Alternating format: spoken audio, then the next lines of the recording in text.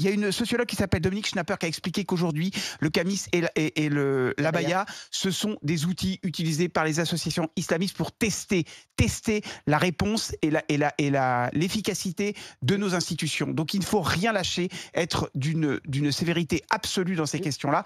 Donc je suis d'accord, moi je serais plutôt pour une exclusion plus rapide que celle qui est prévue par les textes actuellement. Mais après, il y a un autre moyen, c'est les règlements intérieurs. Mais là, il faut le soutien aussi de l'éducation nationale. Mais c'est ça. Le règlement intérieur, ça permet d'être à l'entrée du lycée, afficher la loi et être très clair en disant ça c'est interdit. Tout à fait. Voilà, tout à fait. Le règlement intérieur est un moyen de terrain qui est plus efficace qu'une loi générale. Oui. Mais en revanche, le pendant, c'est le soutien aux enseignants, le soutien au cadre de l'éducation nationale. Il y a des gamins qui ont 11 ans au collège. Donc à un moment, vous voyez, vous leur rappelez quand même la loi parce qu'ils ne la connaissent pas forcément. Il faut arrêter de parler des gamins, c'est les parents.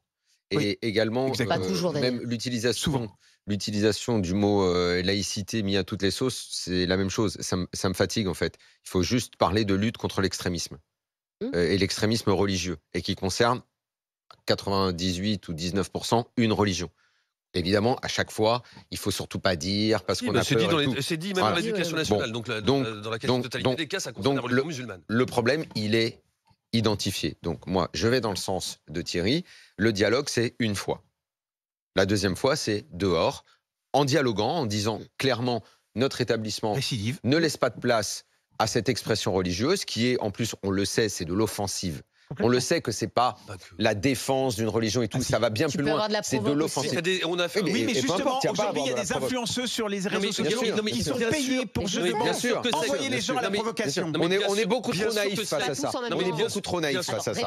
Bien sûr que cela existe, mais il y a un certain nombre de sociologues aussi et de spécialistes de l'éducation nationale qui disent qu'il ne faut pas oublier aussi, malgré tout, si on veut régler le problème, il faut vraiment prendre tous les spectres possibles et qu'on a quand même affaire à des adolescents. On a des gamins de 15 ans, des gamins de 16 ans. Pardon ? Influençables, donc. Influençables ou dans la provocation. Je ne comprends pas votre problème de l'âge, en fait. Et alors, c'est quoi le problème ? Un gamin de 17 ans, c'est quoi le problème ? C'est pas pareil. Non, je ne comprends pas. Alors, laisse-moi te répondre. 11 ans, 17 ans, pour moi, c'est pareil. À 11 ans, tu convoques les parents.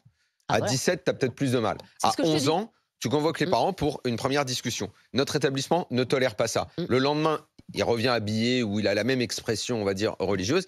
Il y a des établissements privés pour l'expression religieuse. Nous n'avons aucun problème avec ça. Mais ici, c'est pas comme ça. Donc, c'est durcir la loi, alors. C'est donc exactement comme disait Thierry. Daniel, comme vous disiez, immédiatement, pas immédiatement pour le coup, c'est après le premier avertissement, l'exclusion. Et une autre chose, et parfois ça sert à rien de débattre, il faut juste renforcer. Donc je renforce ce que dit Thierry. C'est un vrai problème, le soutien aux enseignants. Parce que moi, je trouve dingue et scandaleux qu'une prof, une maîtresse, je ne sais pas quel est son statut, demande à être anonyme pour témoigner. Ça veut dire qu'elle a peur. Comme le prof au lycée Georges Brassens, à Évry, qui était mon lycée. C'est le lycée où j'étais. Quand j'ai vu ça ce matin, je dis, ça a bien changé, visiblement. Donc, qui a été menacé de mort. Donc là, visiblement, on a convoqué les parents. Donc il y a eu la machine s'est un peu mise en route. La menace de mort, tu dois même pas convoquer les parents, excuse-moi de te le dire. Ah oui, là, ça passe directement à la justice. Là, ça passe direct et c'est la justice. Oui. Évidemment. Enfin, voilà, il n'y a pas de. Qu'ils développent des établissements privés pour l'expression religieuse, mais dans le public, c'est non. Et il faut être d'une extrême sévérité.